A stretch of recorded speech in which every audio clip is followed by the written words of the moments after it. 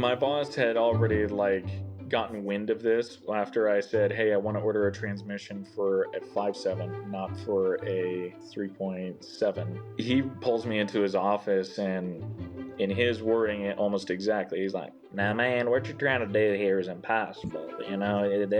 This can't be done. It just can't. So I'm just trying to warn you, maybe you shouldn't try to do this. And I'm sitting there just because you told me that, now I want to do it even more. Welcome back to another exciting episode of the Jada Mechanic podcast. Things in life sometimes happen timing-wise that you're just like, wow, right? You're just amazed. So there's been some talk in the social circles online. No, it's not the Icon Wrench thing, guys. It's somebody else's shop that's got a pretty good name on social media, on TikTok especially, and a technician that I don't know very well, but we've talked a little bit before all this kind of went down, and then it all of a sudden became very relevant. So I'm here with Metal Man Online, as he's known on TikTok, and he's going to introduce himself, and then we're going to get right into this, okay? So my name's Spencer Ellis, or as many of you guys may know me as Metal Man Online. I'm a mechanic that is mostly self-taught, but I find myself in a unique position in the automotive industry where I'm just young enough to be getting in at the worst time to be a mechanic, but also I'm just far enough ahead that I feel like I have a little bit of an edge. So yeah, I'm not gonna argue with you. It's just, this is in some ways it's the best time to get in because there's such a network of us, Spencer. When I think about when I started in '98, Facebook didn't exist. Online was barely a thing, right? So yeah. How old are you? I am 29. And self-taught. For the most part, yeah. The actual training that I've gotten has been limited to what I was able to get from ASE trainings, as well as just on the job. What training I got while working at Carmax. So right. And so you were at Carmax for how long? About 7.5 years. Okay. So fair chunk of change there, right? In terms of, and you say you got some ASE testing. Yeah, some ASE certifications. So I was getting really close to getting, I think what it was, you've got 5 that are required in order to be considered master tech, right? Mm-hmm. I was 2 away from that. But Carmax then comes out and they're like, hey, by the way, we used to require these ASE certifications to be able to get to your next pay grade. We're not going to require that anymore, because some of them, to become a super high up tech there, they were requiring how to rebuild automatic transmissions. Right. And especially they're like, we never do that. We almost always replace. So, they stopped requiring a lot of those certifications because they didn't seem like they were necessary 100%. So I stopped pursuing the actual certifications after that point. Mm-hmm. Yeah. And Carmax, so again, I don't think I have that chain up here, but that's mostly used car. Yeah, I think it's mostly North America. Yeah. Yeah. Or like America, United States. It's a used car dealership chain. Is that what it is? Yeah. So it's America's #1 used car reseller. Okay. They started as Circuit City. That's what the company was before. And then, because Circuit City dissolved, they still had people that were like, all right, let's create some sort of business. And the used car market was something that they felt like they could tap into, created a really interesting streamlined process of we're going to buy your car, and we're going to have a no haggle price tag that dealers, they have their hidden fees that are in there. Carmax tried to steer away from that. They were like, nope, this is the sticker price. That's what you're going to pay. Right. Minus tax, title, license. But Yeah, it's very much like a assembly line almost for the sake of we had 20 minutes to do just about anything and everything that came in. There were some parts of the shop where it wasn't, but like we had to get out over 100 cars a week. Wow. Doing the math there, yeah, you have roughly 20 minutes per car. So an oil change on say a 3500 dually, you got to do that as quick as you can do a Honda Civic. Um, I know it can be just as daunting as it sounds, and especially when it's like 20 degrees outside after a snowstorm. You got to scrape off the car. You got to then Yeah. pull it into the shop. You got everything dripping on you, and oh, the bottled oil that they put in the back because it's a diesel, and we had specific diesel oil. It is coming out like pudding because it Well, is so solid cold outside. So yeah, those oil changes were not my favorite, but I got so very good at doing them quick. now, and on the pay schedule or pay structure of that, is that straight flat rate or is it like, was It it? was it was an hourly setup. So tiered system, you had your mechanical associates levels from 1 to 5. Mhm. Level 1 started at like 24 something dollars an hour all the way up to a level 5 that was closer to like 45 $50 an hour. I Okay. found myself in the last time or in the last position I had while being there, I was a level 3 trying to get to level 4. Um, and the workload was also given to you in a tiered way. Right. You have your simple diagnostics, like just, interior inspection, pushing buttons, making sure things work, Right. taking apart brakes to make sure that, or you can get accurate measurements, Yep. all that stuff done by your lower techs till you get to your repairs and, yeah, tiered off in the difficulty. Um, but again, they got rid of all of those, they got rid of all of the requirements for that to where yeah, you were able to train up somebody to do that job no matter what. Right. They just Um, started kind of dispatch to your strengths, regardless of whether you had a certain. exactly. Yeah. And business wise, that kind of certainly it can be a logistical nightmare. I know at the dealerships now they talk all the time about guys that come in, especially new hires, and they're not certified yet within the OE brand. Hmm. It can be a nightmare to try and dispatch some jobs to them because they're really not supposed to be doing much if they're not in the eyes of the OE certified to Yeah. do it. Even though they could have it could be a tech with 20 years experience that can take just about anything apart. Maybe has worked on that Caravan before. You mean to tell me he can't do a window regulator under warranty because he's not trained by Chrysler? Like that's just nuts. Was Yeah. that Carmax? Is that your first kind of would your first main job in the industry? Um, my first main paid job, we'll put it that way. I went to a private school. I am the only graduate of my class. That shows you how small it was. Wow.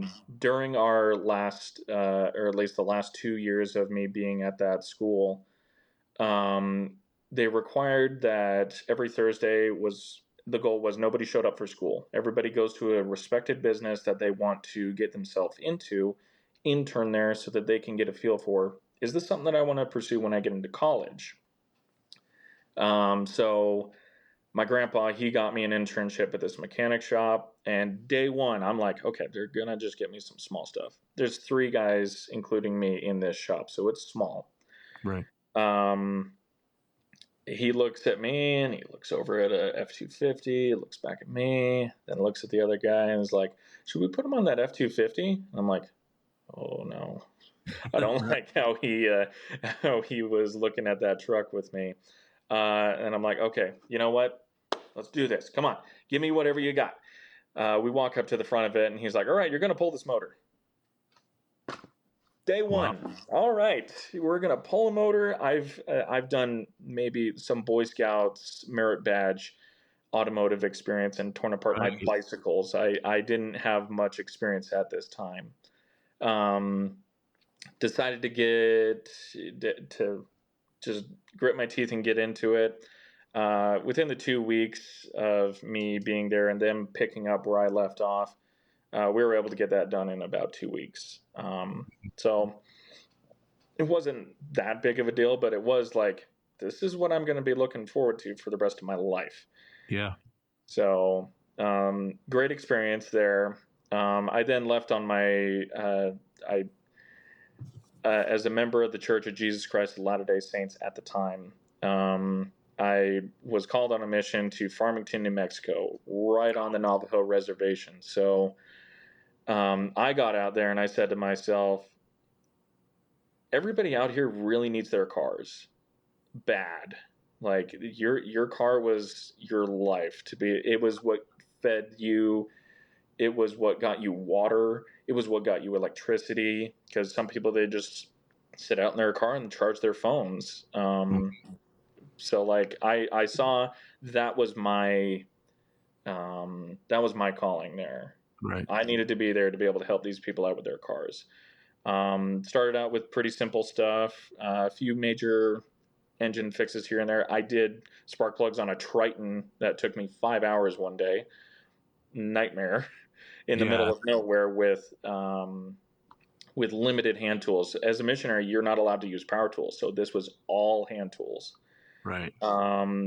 Till the end of my mission, where I literally did a dual engine swap on a Dodge Neon. He had a good engine in a bad car and a bad engine in a good car, and he just wanted me to swap them over for him. Right. So, I mean, it ran up, like I got it running the day that I was supposed to be in Farmington to fly home. Right. So I told him, you're going to have to find somebody to slap on the bumper for you and fill up the radiator and stuff, but I know that it works, it runs, you're welcome. And all of this for free, because Yeah. you're a missionary. You need to Right. have that Christ-like attribute of not charging people for stuff. To be a So, servant. Yeah. exactly. Wow. And no power tools are allowed.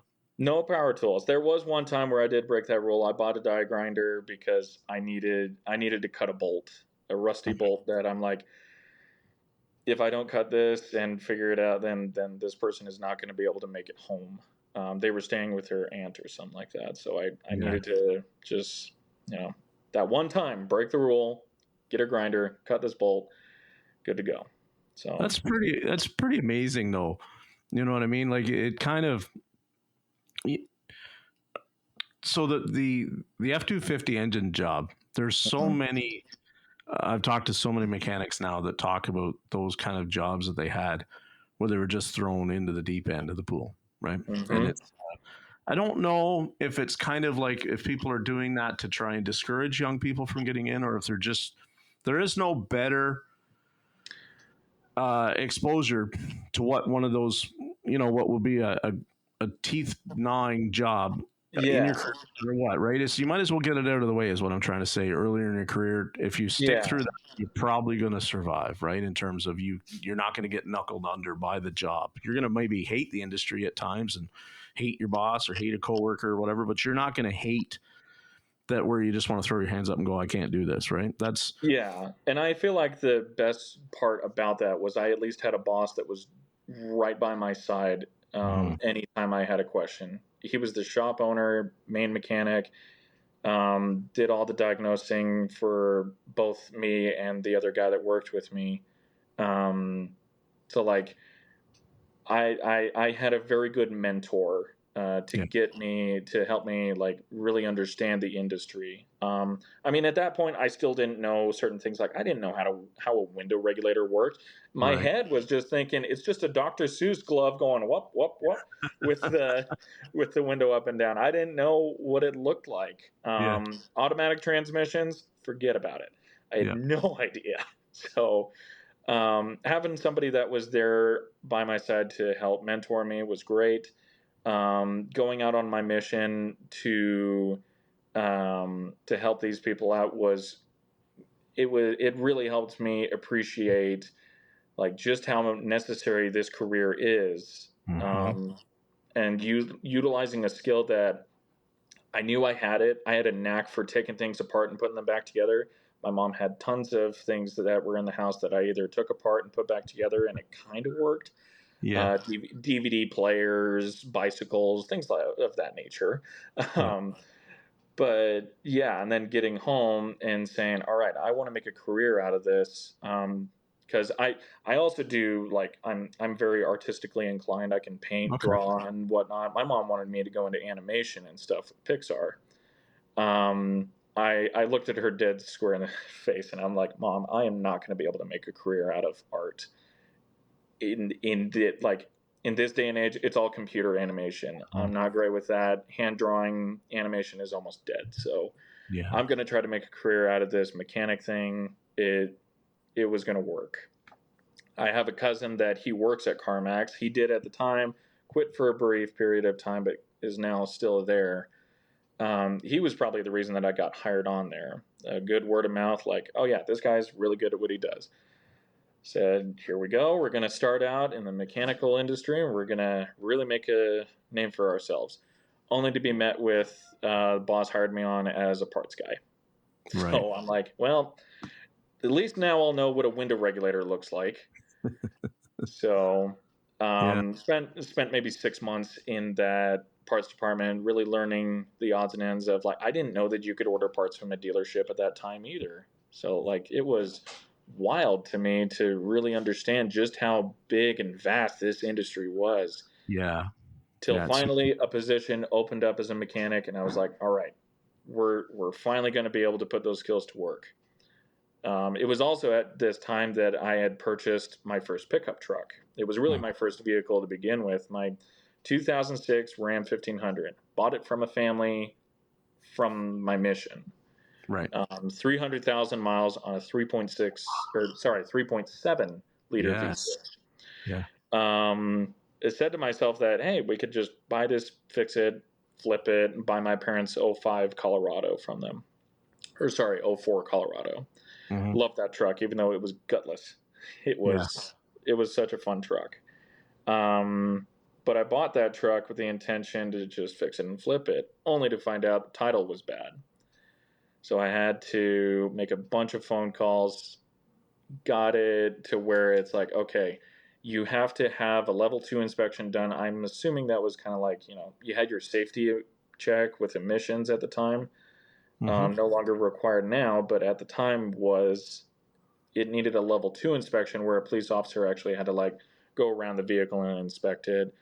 I was so paranoid of how in depth this was going to look that I had a couple of bolts snap off on my motor mounts because the replacement block I got, it it had rusted off, where the bolts would go for the motor mounts. So I cut the head off of the bolts and super glued them onto where the motor mount bolt plate was, because I was like, I am not getting this thing to not pass. I have to drive all the way down to Arizona to get it to even work. So you know what?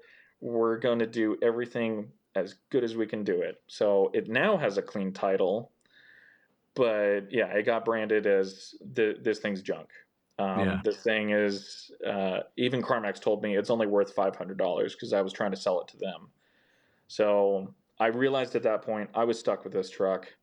Um, I then decided to again hone those skills that I knew that I had, and I was very tenacious with the idea. Let's just Hemi swap it. I'm stuck with this truck. We might as well put an engine in it that actually is going to be able to get me up a canyon. Right. I joke about all the time that this truck with 300,000 miles on it and the original transmission and this Jeep Liberty engine underneath the hood, that I would get passed by semi trucks going up a 6% grade. It was that gutless. I remember So, I worked at the dealership in 2006 when those were new, and I can remember the same thing. Like we used to think that like a 3.9 in a four wheel drive Dakota was a turd, right? Like they weren't that quick. When they yeah. put the 3.7 in a four wheel drive Ram, we're like, my God, this thing is slow. Like you could almost felt like you could get out and run next to it, right? It was so Yeah. slow. No power. So And you, I probably had the better torque version of that because this was two-wheel drive. yeah, yeah, Um, yeah, in two-wheel drive, and that's the thing that at least in Utah, I get made fun of the most for still having a two-wheel drive vehicle in Utah. With uh-huh. our snow and everything, I'm an idiot. I Yeah. will I will admit. So it's sandbags or loading up some, like I've just had engines that I keep around, throw them in the bed of the truck so that I can actually have traction. Yeah. Yeah. But I yeah, know. those V6s, so glad to be rid of them, other than the weight in the bed of the truck. That's all they're So good for. when you decided you're going to do this Hemi swap, were you did is it fair to say that maybe you didn't quite know all the like what that Oh, actually I had no clue what I was doing. Absolutely no clue. yeah. Good on you though I for taking that on. say that again. Good on you for taking that on though, right? Like you're Oh, not like yeah. you know, So many people made fun of me for it, but I mean, looking back, I wouldn't know half the stuff that I know now had I not taken under that or taken on that big of a swap. Not just that, but like, so I had this was actually like when I was first dating my wife. I had bought a new transmission for it, thinking that, well, maybe the transmission is just like slipping. It's not putting all mhm, that power to the ground. Bought a new transmission for it, only to get it in and realize that it was the 3-pin connector, not the 4-pin connector.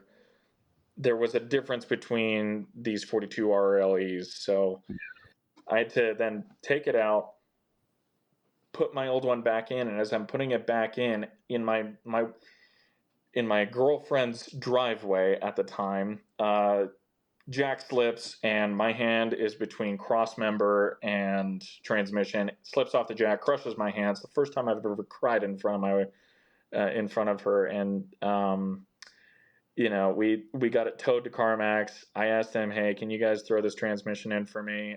I've got all the pieces and everything. They refused. They refused mhm, to put it in for me. They're like, we're not going to put this in because why were you replacing it? How do we know it's good? And I'm like, it's still good. But we're going to have to pay extra labor because we don't know where all those bolts go. And I'm like, ugh, all right, fine. I'm going to push it over to Sam's Club and across the street and just put it in myself. And I decided to take the money back that I got from that transmission that was wrong and went and bought one from a 5.7. Just thought, why not? Let's start this crazy idea that I had at the time, and let's start making it work. The transmission still was working. Why not? right. So transmission was the first thing I purchased. It was from a 4.7. Had like 90,000 miles on it. So I'm like, okay, 545 RFE with 45,000 or with 90,000 miles on it. That's not bad. Okay. And especially with Dodge transmissions, everybody is always telling you they're bad. So you better get a low mileage one.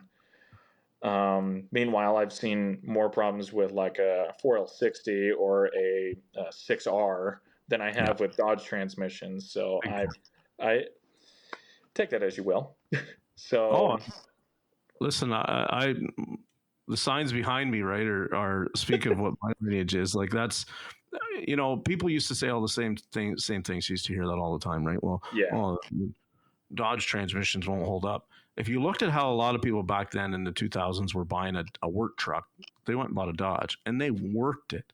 oh Like yeah, a lot of plow trucks, a lot of agricultural haul trucks, that kind of stuff. So I mean, yeah, they got used. Someone oh yeah, that's got a cream puff, F-150 that didn't do anything with it. Yeah, oh, our transmission went to 100,000. That truck over there being used, it only made it to 60,000. Yeah, yeah, one's used and the other one's like a used like a minivan. Like they're not the same. So, yeah. yeah, One was abused, and the other one, like one guy gets told, "Oh yeah, these things are bulletproof. You're never going to have any issues with them." So yeah, he never does his maintenance. He never does that's right. anything to be able to take care of it, only to be met with, "Oh yeah, the transmission's gone bad." Well, I Mhm. don't understand how that happened. This thing is supposed to be bulletproof. So Yeah. yeah, I would say that like I was doing everything I could. I put a deep sump pan on it. I put a 2500 radiator or the Mhm. transmission cooler on it because I was like, I am not going to have this thing fail. I mean, knock on wood, but even right now, I think I have a couple of things that I need to go back in on. So I have a spare transmission sitting in my garage for the sake of when, not if, when the amount of abuse that I put that thing through is gonna eventually catch up to me. So you eventually found a Hemi for your truck. Yeah, so I used my tax return one year to go and buy an engine during my lunch break. Found one with 124,000 miles on it. They compression tested it, had pictures of each cylinder. Uh-huh. So I felt good about the purchase. $2,000 for the engine. Came with a 4-wheel drive wire harness and all the accessories. So I was like, this is a good purchase. Um, built everything on jack stands in my garage, just, pieced everything together, got motor mounts, $300 a piece for a motor mount. And I had a Yeah. guy that he made fun of me so much for it. He's like, why don't you just go and get some at a junkyard? And I'm like, nobody has a 2-wheel drive V8 in Utah. Yeah. They're all 4x4 mounts. Looking back, especially after seeing how these mount plates looked, I probably could have used the 4-wheel drive mounts. Mm-hmm. It still would have bolted up. It just had a weird looking bracket, but yeah. So my boss had already gotten wind of this after I said, "Hey, I want to order a transmission for a 5.7, not for a 3.7." So he pulls me into his office, and in his wording, it almost exactly, he's like, "Now, man, what you're trying to do here is impossible. This can't be done. It just can't. So I'm just trying to warn you. Maybe you shouldn't try to do this." And I'm sitting there just because you told me that, now I want to do it even more. Right. So, um, I mean, it did take me a long time to piece everything together. Got everything figured out, ready to stab it in on July 4th weekend. And after everything was stabbed in there, it would just crank. It wouldn't start. And I'm Okay. just like, what's going on here? That's when I learned about skim. Skim, tip 'em, all that stuff. I had somebody come by to try to program it. I put it on a trailer, towed it down to a dealership just for them to tear apart the engine for it, and them to tell me, "Oh yeah, it's your tip 'em, it's your skim module and stuff. It's not programmed and whatnot." I'm like, I spent $300 for these guys to tell me everything that I told them. Yeah. Their Great. their their communication was not great. Had Yeah. they actually talked with me, they probably could have actually gotten me somewhere. But that's when I was like, okay, screw this. I'm gonna reach out to a junkyard and I'm gonna tell them, give me every piece of wire that you have on that truck, including the keys, including the lock cylinder. If it's a wire, I need it. Right. Um, $300 at the Yeah. time. That was in 2017. They pulled everything out from the same vehicle, slapped it in within an hour, and it fired right up. Yeah. Fired right up, and I just had to worry about the difference in gas pedals that I had. I actually zip tied my gas pedal to the floor of the truck because I had to get a correct one for it. But you know, it fired right up, and it Yeah. passed emissions within the first 30 minutes of me driving it. I'm like, this is insane. How Yeah. did I do that so well? Looking back, I'm like, it's an OE for OE swap. It's Mm-hmm. not that hard. But yeah, it definitely taught me so much about vehicles and how they work and everything, that it really gave me an edge at work. And to roll up the next day at that boss that told me what you're Yeah. doing is impossible, with both fists up, both middle fingers raised, like, you don't know what you're talking about, bud. Hey, buddy, let's go for a test drive. Yeah. You're Yeah, on. let me show you how well this roast tires now. Yeah. Tire. I mean, I made a snowball. The first burnout that I could make, I made a snowball out of the rubber. I was so happy. Man. And at the time, of course, I'm trying to get engaged to my wife, and she's having conversations with her mom like, he's spending so much money on this truck, and it's still a full size 2-wheel drive pickup truck.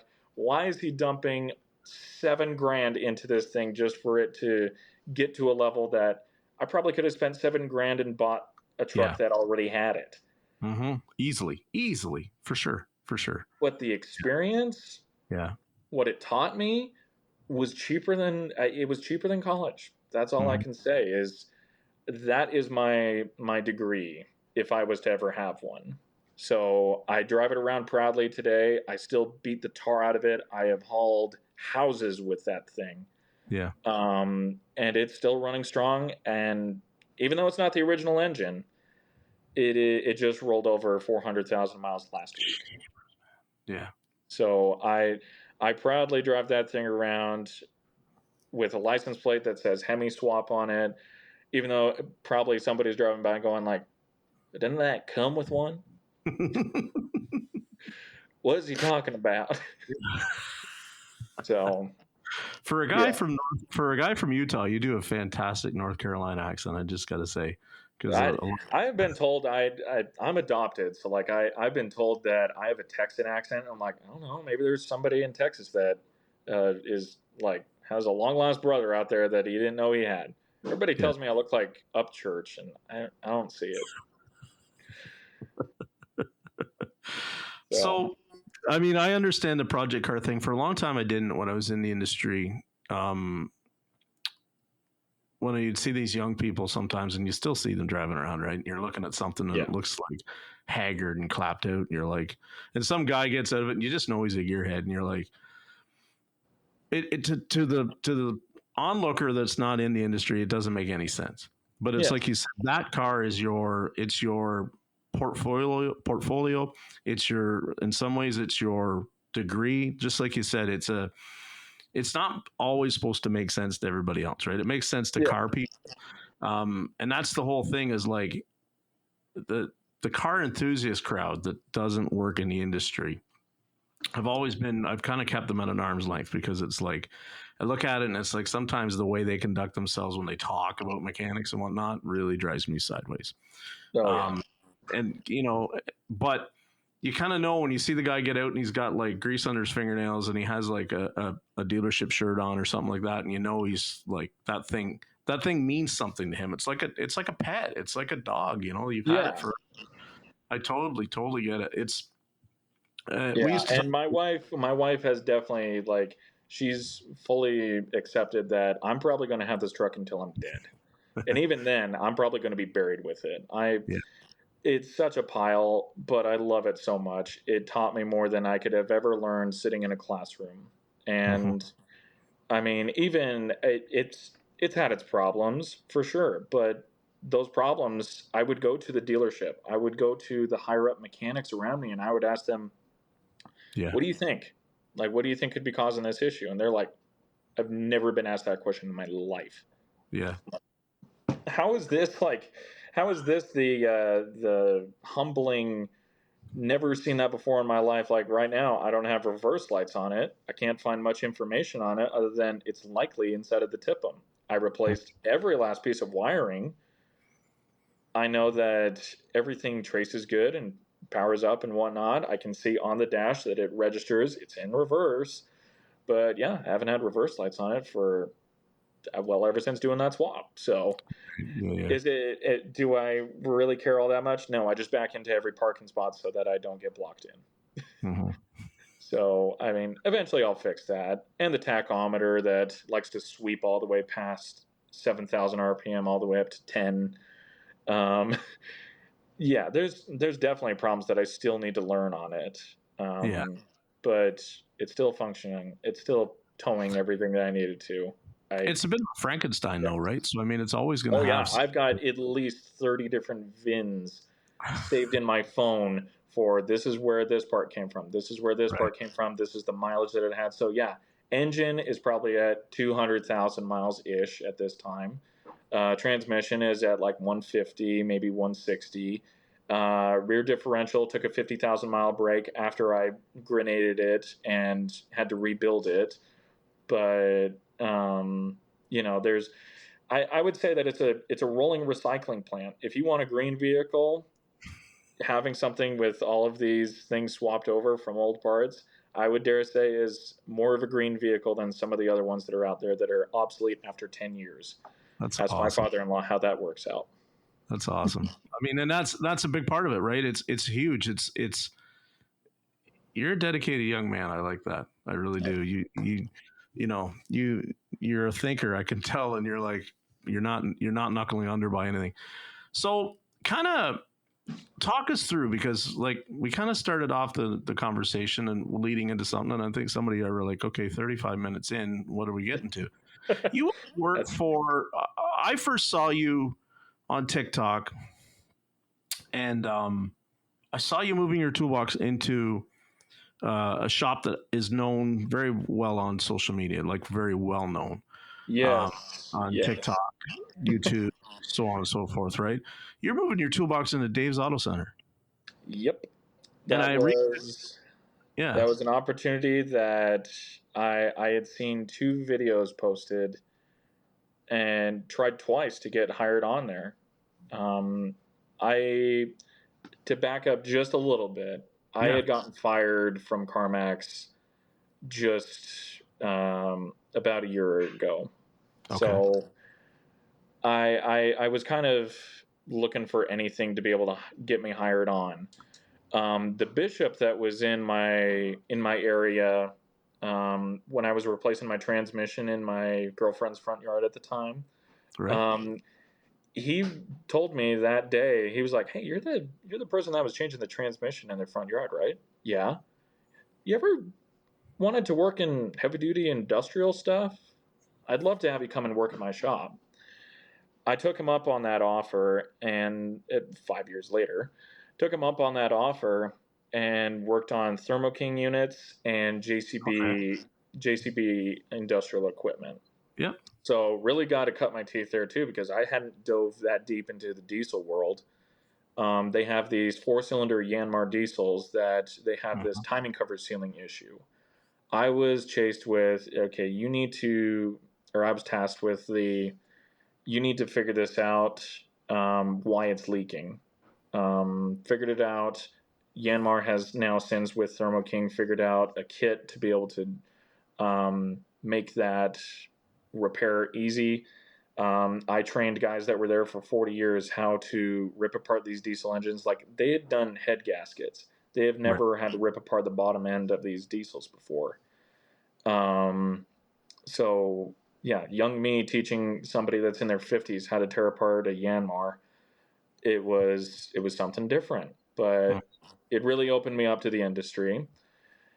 I then was switched over to JCB, doing a lot of their industrial equipment, did a lot of fun stuff there. But it was again an eye-opening kind of way of doing. It was some new thing that I had never experienced before, and I was definitely taking every bit that I could learn and trying to just get myself into a better position to where I didn't feel like I was going to be there for forever. So I Right. needed to gather as many skills as I could here and hopefully put it into the next job that I go to. It was looking like dealerships were the only place that was going to match close to what Carmax was paying. I was like I need to be making over 30 an hour. I have a Yeah. house, I've got bills to pay. I need to find something that's over 30 an hour. Yep. Then Dave posts a video saying that he's looking for mechanics, and I'm like, okay, where is this guy? Oh, he's just up the road from me. Wow. Probably about a 20-minute commute, so not that bad. Yeah. But he's showing like, oh yeah, I've got a snack fridge for my mechanics. I'm like, this guy, this guy really knows how to he knows how to take care of his mechanics. Yeah. After being at Carmax for sure, I knew how well somebody could be treated, Hmm. also how bad somebody can be treated. Yeah. But I said to myself, okay, let's try to make this work. So I reached out and had an interview with his son, Miles. Um, I then got word back from him after an in-person interview that we did find somebody. Sorry, I'll keep your name in the back of my mind next time we're hiring on. So maybe 2 or 3 months later, all of a sudden, the opportunity presents itself again, and I reached out, gave him my resume, and then I get a text that evening of Dave would like to visit with you personally. Can you come up here after work? Sure. Hmm. Yeah. Heck, I'll call out an hour early. Let's. If Yep. this is as good of an opportunity as I'm hearing, then great. So I go up there, sit down, we have a chat. He's asking me about what are my worries about. Like at this point, I've only been hourly. I've Right. been making 32.60 an hour from Carmax to Thermo King / GCB. So I'm telling Dave what I'm making and where I'd like to see myself because at both of these jobs, I was working to get at least to 35, Right. $36 an hour because I Yep. knew what I was capable of. Hmm. only for Dave to cut me off and say, "I will start you at $45 an hour flat rate." And I'm like, I'm stunned. I'm like, that's as much as the high up techs at Carmax made. You're telling me Right. I'm going to be able to make that? Now they were hourly, but Yeah. I'll be making that flat rate. Let's do it. So So I mean, he shook my hand and said, "Go ahead and talk with your wife, but I can't wait to hear back from you to see when you want to start." So mhm, he was confident that I was going to not turn him down. I would be an idiot to turn down that kind of money and so on. right. So What I it was at knew that moment that I put in my 2 weeks. so what I knew of Dave, to kind of back up now, is, Sure. and is big presence on TikTok, big presence on social media. Looks like Hmm. a massive facility, right? Is it? Yeah, so he's got a north end and a south end shop. Mhm. So the north shop is the most recent one. It used to be what was known as Les Schwab. Okay. They bought out they basically just do tire suspension brakes. He bought out that building because within the last 2 years been they've been exploding, of course, on the internet, and that has led to them saying we need to find ways to expand. And even right now, he's looking at buying a third building. Yeah. So he purchased this building. He's connected the two shops with like concrete and whatnot. The south building was his original building, and even that was super small. He's added a significant portion of that shop too. So like the machine shop side of things that you see in the videos, that's his original shop. Yeah. Then there's a section of it that kind of goes off into a garage with six bays, I think. That was an addition that was maybe within the last 10 years or so. Don't quote me on that. I don't know the exact dates and times, but Right. within a certain amount of time. And he lives literally like across the fence from it, but he still drives his Mercedes Benz V8 twin turbo vehicle around the corner so that he can park in front of the shop. Yeah. All right. So when You you do were you, hired, man. I'd probably do the same exact thing. you weren't going to work in a machine shop, or were you going to work in like the 6 bay kind of general? So I was hired on into that newer shop, the Okay. side of the shop that they had their shop foreman and one other mechanic, and they actually sent another mechanic that was in that same shop. They sent him over to the south one, um, so it was me and another tech that got hired on at the exact same time. We both just were told, all right. And this was actually very important to be told, but it was still our misunderstanding in the end. We were told by Dave himself, you are going to be paid 30, like you're going to be paid 30 hours at your rate for the first 2 weeks of working there. You're going to Mhm. be paid 30 hours. And if you're able to get over 30 hours, then you'll get the commission on top of that. So Right. it's like, okay, that's a good amount of money for us to at least get on our feet, because at flat rate without any tickets closed out, like we're not going to make anything for those first couple of weeks, Right. maybe even the first month. Um, Only to be met with after the first week, um, the HR gal, she basically runs everything. She looks at the paperwork and she's like, "All right, Dave would like you to pick out on the jobs that you've done where you want your 30 hours coming from." I'm like, "Wait, what?" So that wasn't just going to be fronted to us. It was we're getting paid from jobs that are going to be completed. Right. So like in this first 2 weeks, I had pulled three engines. I Right. had pulled an engine on a GTO, I had pulled an engine on a Sprinter van, and I had pulled a cab and engine on a 6.0 Power Stroke. So like I had racked up quite the amount of hours, and I'm like, okay, well, I guess just pull the 30 from the 6.0. I mean that itself is 30 hours right there. So just pull from that. Yeah. Um, only to be met with a little bit of pushback from Dave himself, saying like he sat me down with my shop foreman, and he's like he was fighting me on what he wanted to pay, and I wanted to understand. Even to this day, I don't understand how he had that set up. I truly do not. So I let me Go give ahead. some context to the listeners, because I think what you're trying to say to us is that Dave started this new venture within the business, that he was going to bring cars in, have two techs and a foreman oversee the removal of the engine.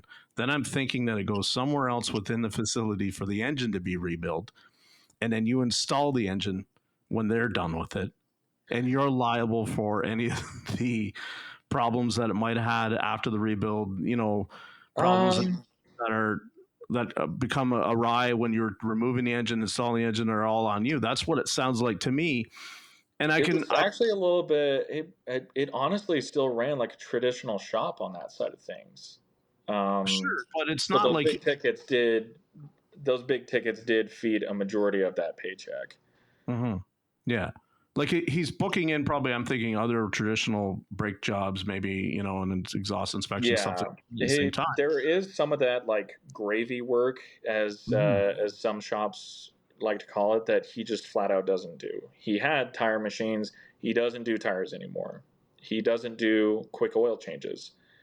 He doesn't do those things that can get cars in quick in and out. He Yeah, prefers to do the the really heavy in depth jobs that nobody wants to do. right. Yeah, I get it. He's So sitting on millions of dollars of machine work, yeah. machine shop facilities, and all that kind of stuff. Yeah, he's going to want to do heavy line. Hmm. I totally understand it. It's not a terrible business model. It's a Oh, of terrible course business not. If I could have an in-house machine shop, I'd do all that stuff all the time. I'd never leave. model, I'd never come home.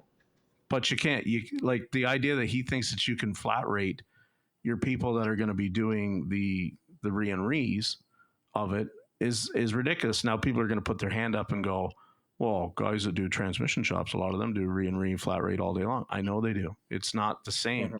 Well, Transmissions. especially when you rip out an engine and it's expected to have like I'm spending maybe 10, 15 hours just pulling the motor and tearing it down, putting all the parts in labeled cups and putting pieces on a rolling cart, Yep. basically like what you would see bakers use Oh yeah. to for their bread. You're putting all the parts stacked up on one of these to roll it into another room for storage Yeah.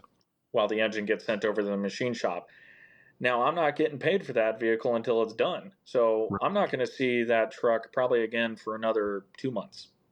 Just Right. that's how pushed back a lot of these jobs were. And some of them, if you weren't getting an engine that was, like, say you had a 6.0 head gaskets failed, okay, well, we've got a tow monster package that's ready to go, ready to stab into your vehicle. Um, they were trying to push that a lot more, getting one engine done a day, goal two engines done per day. To be thrown in these tow monster packages. Yeah. But again, it can take a long time to even rip it out, do the teardown, and get it sent to the machine shop, have them do their full teardown, cleaning, and add to the ticket what they needed from that point on. Um, so there was a lot of pieces that were moving here, but it was still just time that I'm sitting there going, when am I going to get paid on that job? I spent a significant amount Yeah. of time on that, and I'm not going to see that reflected on my paycheck until 2 months from now Right. when the ticket is closed. Yeah. So I get it, but I kind of was like, hey, is there any chance that we can like at least get paid out on the work that I did? I spent the Hmm. time, and I know I could get it later, but we have the cash now. He takes 50% down on every job. Yeah. So the money's there. Yeah. Yeah. So I got to ask from a time standpoint, like, because we all know when, say, the book time says it's X amount of hours to yank the engine Mm-hmm. out, right? Now, Yeah. when you talk about doing the teardown, is that time that's allotted extra, or was that kind of just expected that you guys were going to go further than just like yank it out the bottom, throw it in the corner, start bolting the other one in? Like, how did that work? Who determined how much time you got to tear it down further to the bare block or whatever to all go into the I machine think room? I think a lot of it was still based on Mitchell time for R&R. Mhm. Um, but like I don't want to misspeak for it, so give me a second to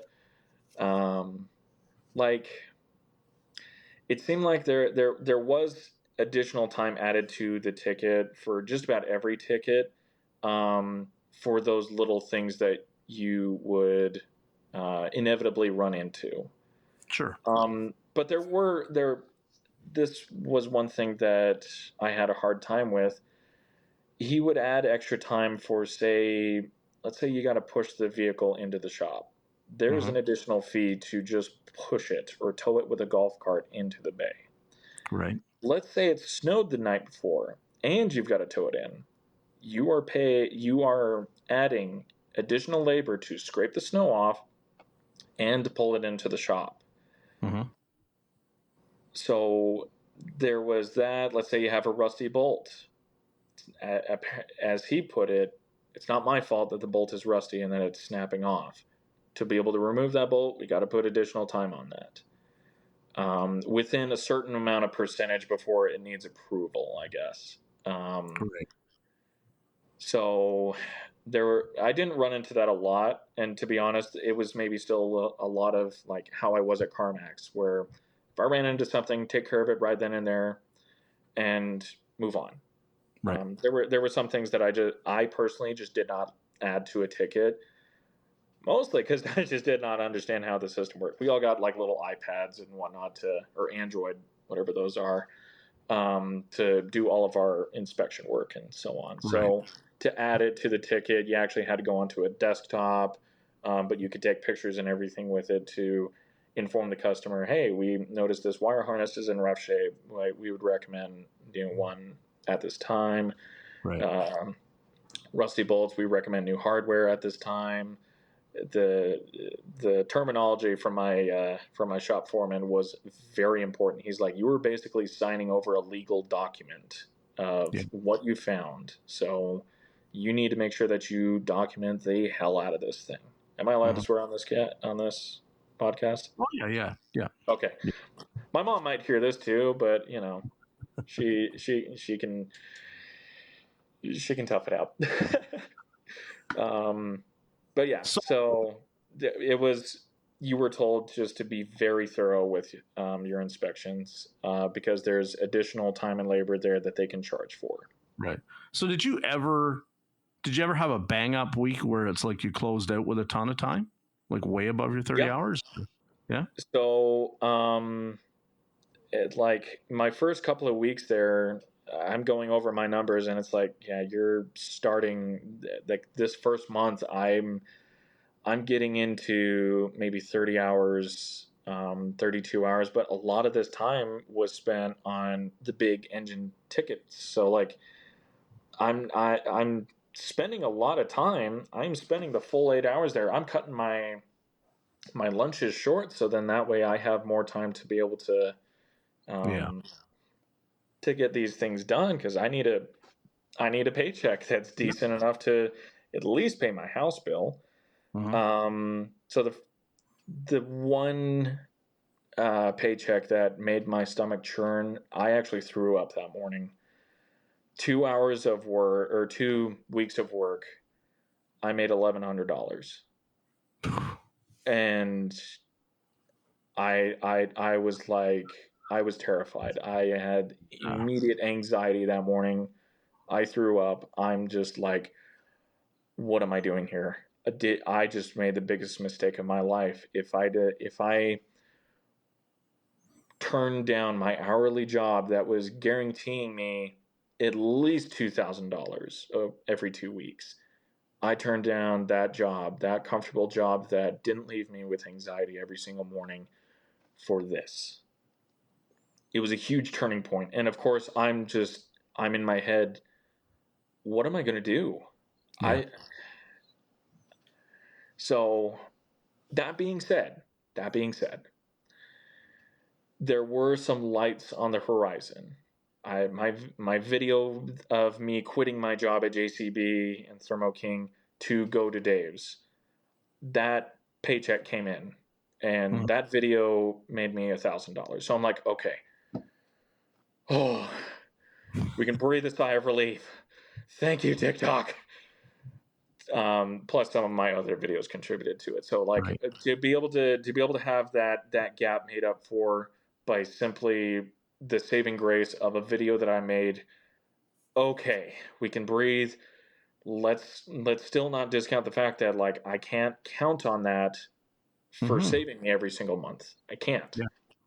and that's only one paycheck Yes. that I get per month from TikTok. It's not something that I can count on consistently to be over $1,000. Yeah. And people have heard me talk more than once on this platform, and like, so me being in Canada, Mm-hmm.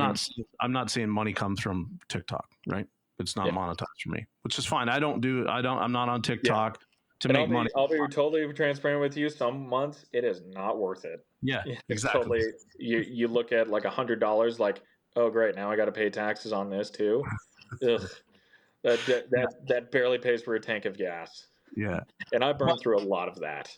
and so I look at it and it's like, so there are other people out there that are making a ton of money on TikTok, and that's all good. That's good. Mm-hmm. Hats off to them. They work really hard at it. I know as a content creator now with this podcast, like you just heard me say at the start, right? I'm going to record 2 episodes today. That's Yeah. like working another day.